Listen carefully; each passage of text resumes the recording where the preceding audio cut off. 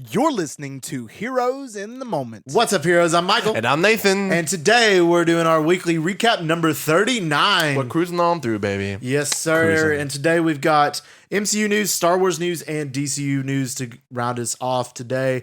Some really good news and some debatable thinking news as well. Possibly questionable. But we'll get to that soon enough. First off, I guess we'll start with Star Wars today, just because we have somebody who is going to be, is going to be in this upcoming Ahsoka project, who has unfortunately passed away, being Ray Stevenson, who is George Clooney lookalike, but he's passed away, sadly. I know, dude. And before even Ahsoka even came out. I know, so that kind of came out of it did. Out of nowhere, he was just in his 60s. He's about mid-60s, about 65, and I don't think they've released any details yet. But I know he was famous for his role in Rome. I think it was an old HBO show. Yeah, but it sucks, man, that he never got to see the full product. In fact, he's going to be. So I'm wondering if his character was killed in the first season, or if he was planned to be in it more. Yeah. I don't know.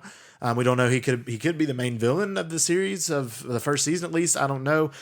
He was also in RRR. He was in Punisher, the original Punisher. Yeah. He was Volstagg in Thor. I mean, he's an MCU. I forget alumni. He was in Volstagg. So it's sad to see that hurts, for Ray Stevenson. Considering I haven't seen him in a whole lot of big roles, but I'm excited to see him in his final role in Ahsoka, to see how that goes over as well. Yeah, man, that's hard. Yeah, it is. But next up, we have to talk about some good news for the Ahsoka series in and of itself, and that being Tamora Morrison has confirmed that he has joined the cast of Ahsoka as Captain Rex. That's pretty cool. That's amazing. I mean, first live action debut of Captain Rex. It's going to be amazing. Captain Rex is one of my favorite Star Wars characters of all time. He's brilliant. And I'm excited to see Tamora Morrison put on this role. He's been Boba Fett, Jango Fett, and a couple other clones along the way. But I'm excited to see the fan favorite, of course, out of all of them. I know. Captain Rex. The first time live action, too. Yeah. You know? I mean, who else really, I just feel like, I hope I just won't look at a Boba Fett when I'm watching him. I'm sure he's a good enough actor to play somebody completely different. Oh, yeah, I'm sure he can. And he'll have the beard, and he'll have a different look. That'd be cool. It'll be cool. I'm excited to see it. I'm excited. Captain Rex is for sure, amazing character. So I would like to see how he plays him and see his popularity rise after that, probably 100%. So that was really cool. All right, to make the transition over to MCU news, and this is some interesting stuff and maybe some debated stuff. And that being the first one is that Jeff Loveness is no longer writing Secret Wars. Huge W. Which is great. That is great After news. watching Ant-Man and the Wasp Quantumania, it's a W for everybody. Which is really weird, too, because, Ant-Man and the Wasp Quantumania was weird because he didn't do a great job in Quantumania, but he did a great job with Kang.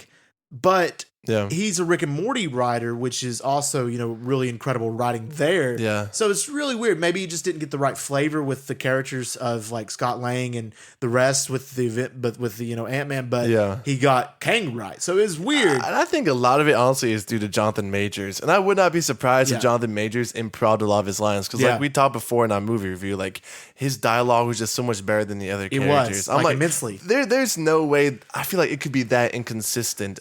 I don't know. Maybe it was. I don't know. It was weird. It's weird there, but I'm okay with this because they're making the right executive decisions to get this at a higher because Secret Wars deserves to be one of the a great movie, and it should be. So I'm excited to see that. And speaking of Secret Wars as well, there is some interesting discussion going on right here, is the fact that there are several alumni directors that are in the running for Secret Wars, being Sam Raimi, who we know from the original Tobey Maguire Spider-Man trilogy. He needs another chance. And Doctor Strange Multiverse of Madness. Yeah. Ryan Coogler, who we know Black Panther and Black Panther Wakanda Forever. Jon Favreau, who did Iron Man 1 and I think Iron Man 2. Yeah. And then John Watts, who of course did the Spider-Man Homecoming trilogy through No Way Home. These are some interesting contenders. Those are four really good I'm picks. glad they're going to the alumni. I think it's good to see that. For a project this big. If I was to chip in my vote, I still would like the Russos to come back to do it because they said they would. Yeah. And I just think they've done the best. I mean, they have the best track record with Endgame and Infinity War. Yeah, but not recently though outside. No. They've produced some terrible movies recently, like The Gray Man and did they do Ghosted or something? Anyway, point is they've been on an L streak, but I'll tell you this, Michael, right now. I think Jon Favreau. Yeah, really? If you think about it, he's been in the game out of anybody the longest. Not just a Marvel game, but the game. I mean, he started off with Iron Man. He's an exceptional filmmaker, as we've seen in all of his projects. He did freaking Elf, man. He did. You know, Legend. And I see no reason why he couldn't. I think he knows more Marvel than anyone else here knows Marvel. And he's a fan. Like he would enjoy making it as well. I agree, but also I don't sleep on Ryan Coogler. Ryan Coogler is a fantastic director who hasn't missed really much, and I think he would do a good job as well, you know, doing a movie to this level. I mean, to the fact that what he did with Wakanda Forever, which was an excellent movie, and at the fact that he had everything against him too, is just really incredible. So I think he's the two out of the rest. I don't think Ryan Coogler could do a good job with this one. And here's why. I think we saw because when we think Secret Wars, you think huge landscape, a lot of characters, a lot of storylines going on.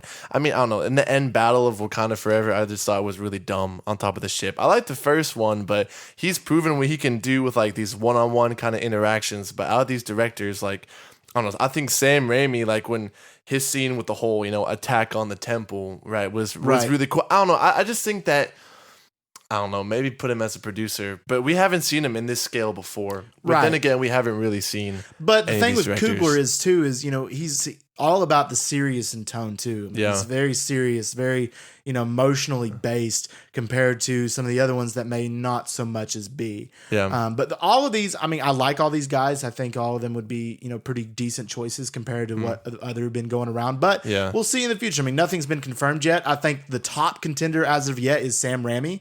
I think he's the number one right now. So I don't know. We'll have to see. That'd be great. And like I said, I mean, his script got rewritten 40 times. Right. So seeing him with the new project, I think would be really cool. I think it'd be cool, but I don't know if he could do it either. I just don't know. I mean, he's done well with his original Spider-Man trilogy, but Spider-Man 3, when you compare to how many characters he had, and it wasn't that great. I think he had a lot going against him though for that one too. Yeah, that's true.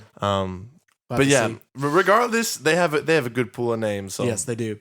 All right, next up this one is actually a very comedic aspect, is that Ryan Reynolds has been officially legally banned from improvising lines for Deadpool 3 because of the writer's strike. I saw that, What dude. do you think? Yeah. I saw just the whole legality of it is just funny, bro. Like, he's not allowed to write anything, because they're on strike, so he's just very limited to what he can do.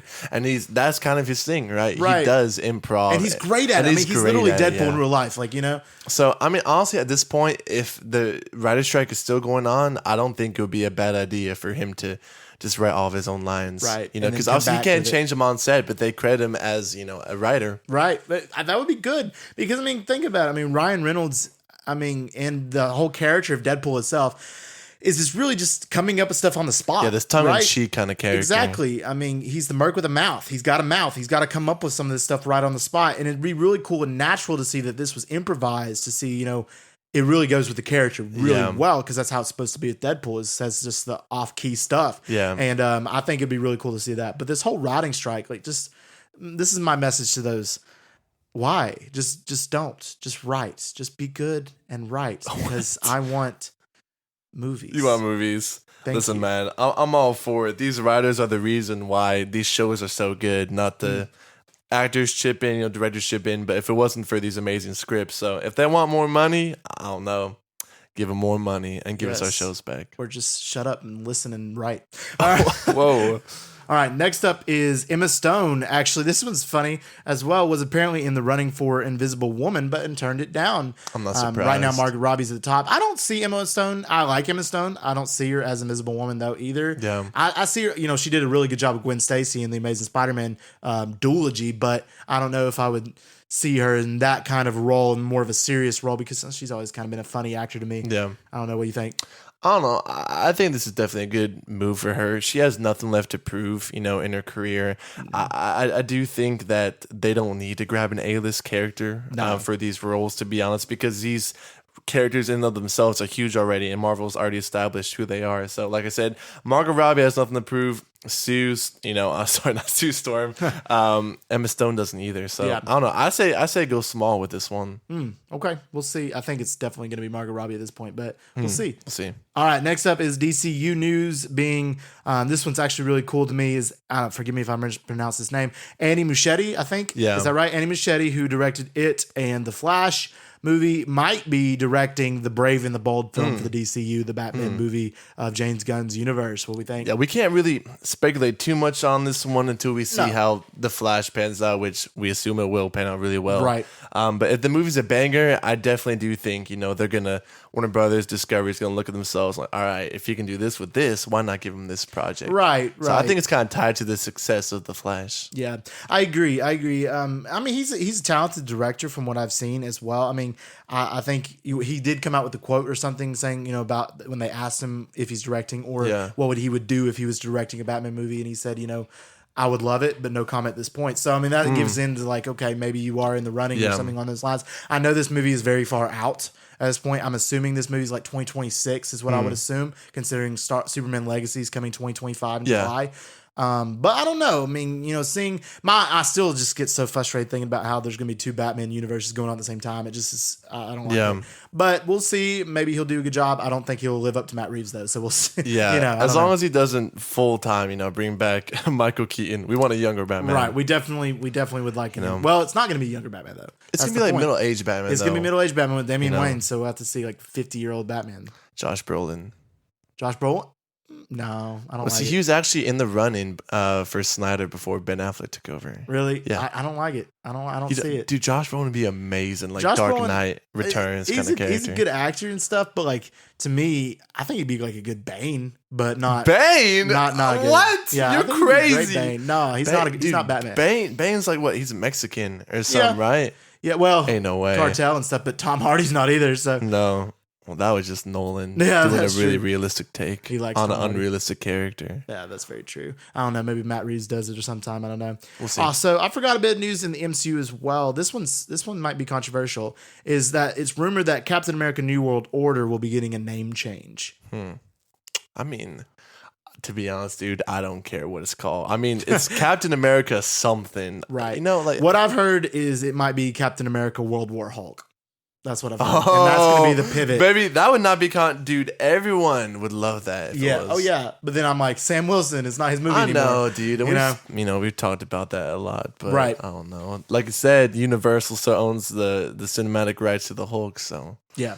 They can't name it after him. He can't be the main character. That's true. He can't be the main character. The guy that put the Captain America title. I mean, they have all the pieces though for it to be a world absolutely. Hulk movie. So. Absolutely. It's literally a Hulk movie anyway at this point. Bring in Wolverine. That's right.